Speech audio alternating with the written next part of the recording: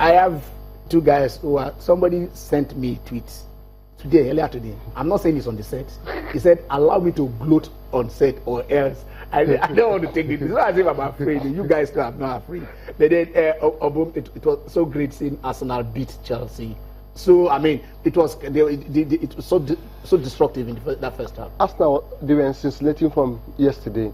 In fact, Ken, I didn't see that coming, to be honest, because Chelsea have tormented Arsenal in recent years. And Arsene Wenger's 1,000 game as Arsenal manager, they beat us 6-0. Arsene Wenger's 500 game as Arsenal manager, with due respect, Arsene Wenger's 500 game as Arsenal manager, they beat Arsenal 2-0. They have at every of Wenger's milestone, Chelsea have come out to spoil the party for him. Yesterday was Arsene Wenger's the 20th year of Arsene Wenger's appointment as Arsenal manager. There was some marking, yes. Since 1996. Yes, since 1996. Yesterday, going into the game, I had my worries because Arsenal have disciplinary issues when they play Chelsea. But yesterday, Arsene Wenger got the tactics spot on. Alex Iwobi, Nigeria had a talent, a rare gem in that guy. He was everywhere yesterday. He was the man of the match. Chelsea couldn't come close to Arsenal all through the first half. It was all Arsenal. Chelsea had their first shot on target on the 83rd minute in that game. So was it an Arsenal playing very well, or a Chelsea performing poorly? Last week, I think I said something about Arsenal probably winning this league. I think it's got more to do with the character to go devastating and get the job done. That exactly they are done. I don't think it was about Chelsea not getting it. But you could also question what had happened with the Chelsea team.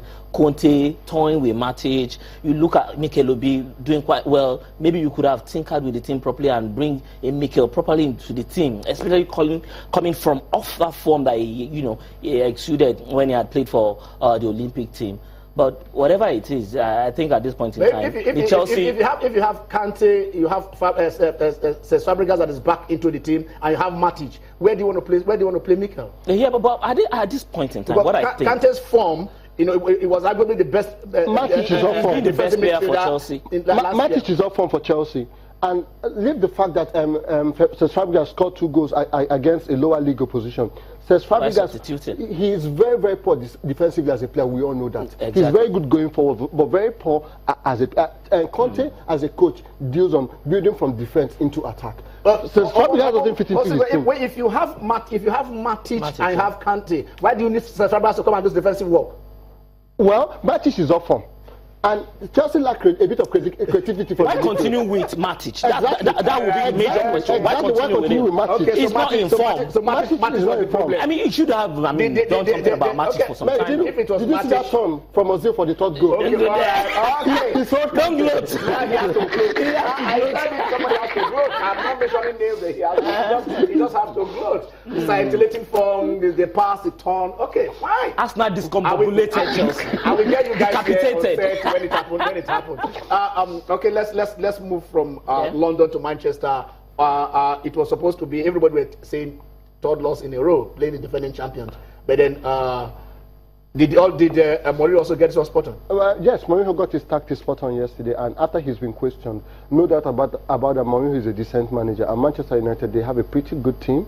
And yesterday, somebody called him for some time in recent times, Paul Pogba. They drew the picture of Granit Xhaka and Pogba. Yeah. They said box-to-box midfielder for Granit Xhaka and Baba-to-Baba midfielder for Pogba.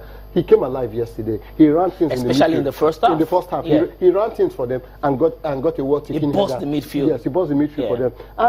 And Leicester City and Claudio Ranieri waved the white flag at halftime, removing Jamie Vardy and Mahrez for second half. I guess he was reserving them. He has a Champions League game during the week with FC Porto. But for me, I think the key thing here is United just did what they needed to do, especially with the blips. I think it was just... It was a controlled performance. I think it was just the blips in form that they needed to get it right. You can now see a United that would,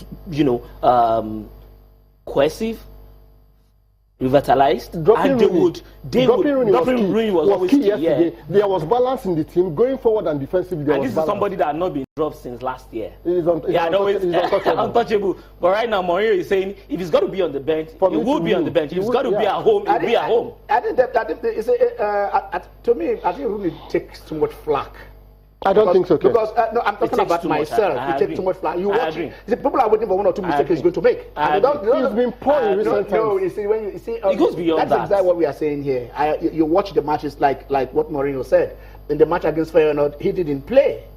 Are you getting me? Yeah. I mean, so you and the other match, he come on later on. But when you look at it, you take time to watch who Rooney is and what Rooney does, and then you now look at fantastic at doing certain things. Yeah. Changing this play with just one pass, his work rate, and even at it. But the Rooney, of course, the Rooney of you have about 2, 3 years, 4, 5 years ago, it's not the same Rooney you're going to have. Definitely. But to say Rooney is a disaster, He's lost I the mean, pace. it's something.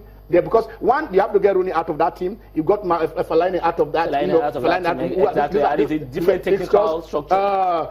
What Marshall has not come to form the way he was last year.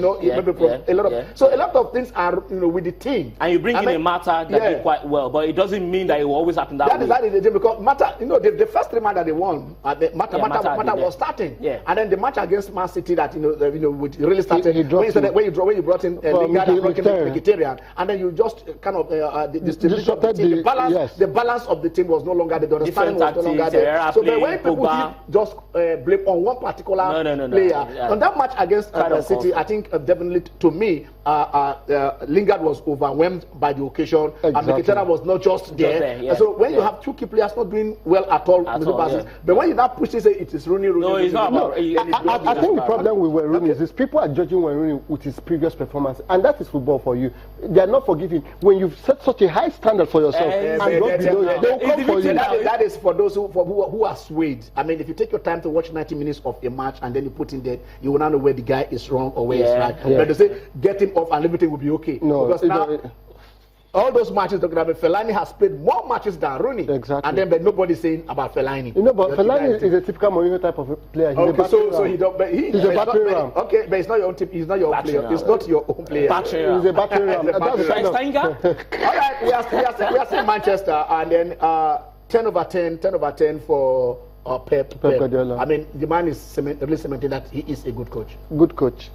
Yesterday's game, the second goal, the penalty, I have issues with that penalty because I thought the referee was quite harsh with that penalty. But not to take anything from Manchester City, Pep Guardiola has got them playing good brand of football. They play good stuff, well organized, defensively and attack-wise. They are playing good stuff, but they've not really played. The only decent thing they've really played in the league is Manchester United. The tougher tests are coming. Obo, can I ask you a question? I don't understand you. Liverpool is doing well. They are doing well. Exactly. In early days, Liverpool visited London. Yeah. I mean, three times. They beat Arsenal. They drew Tottenham, and they beat the half-baked Arsenal. The way you called Arsenal, they beat the half-baked Arsenal. Okay. They beat whether it is half-baked or fully baked. It was baked anyway. They destroyed Arsenal. But then that same Liverpool team lost to Burnley.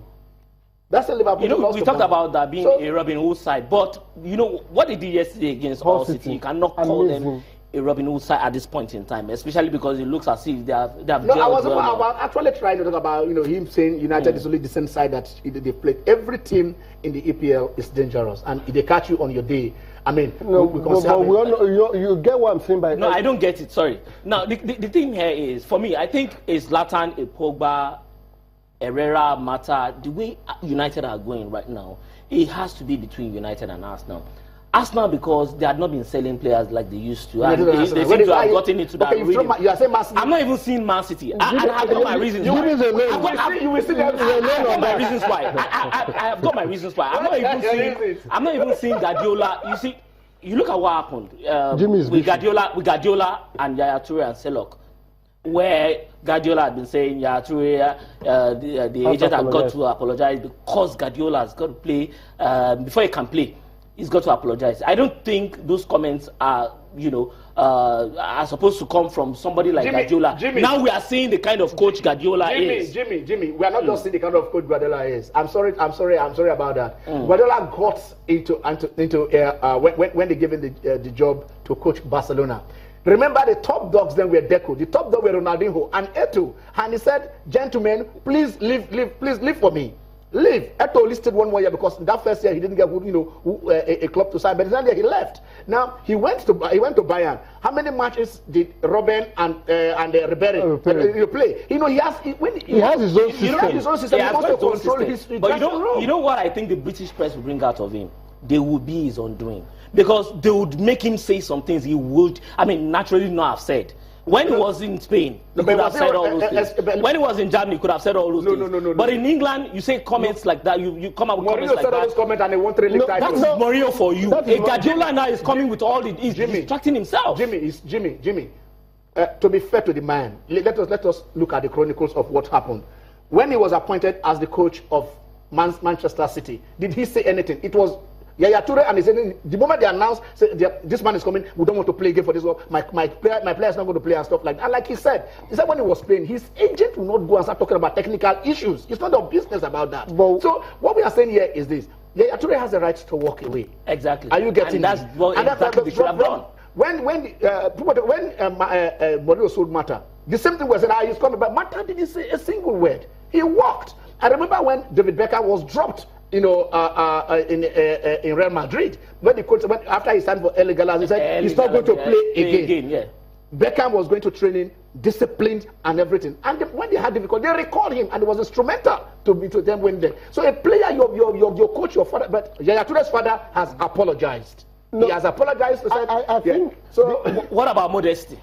See, the guy, has he not been immodest by saying all those things he said? What did Hart say? Even if says all those things. Did not ask Hart.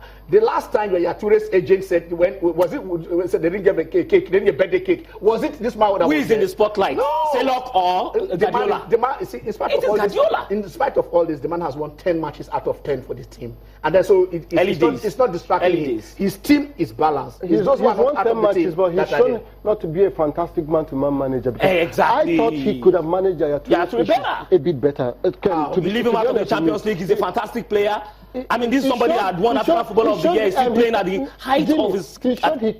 It carried the misunderstanding he had with Yaya Toure. From Barcelona right up to Man City. It doesn't make him a fantastic man-to-man manager for me. You see, that is why did he sell him in Barcelona? If they fell out. You see, the last season, toward the last end of last season, Yaya Toure was not Yaya Toure. Everybody, it was not possible. We all know what Yaya Toure is to Manchester City. Exactly, the glory days. Where exactly brought the glory days? Rooney has his glory days, and it was okay for you guys to say, knock Rooney out. But now, whatever Yaya Toure in his glory days, you say, no, you should give Yaya Toure.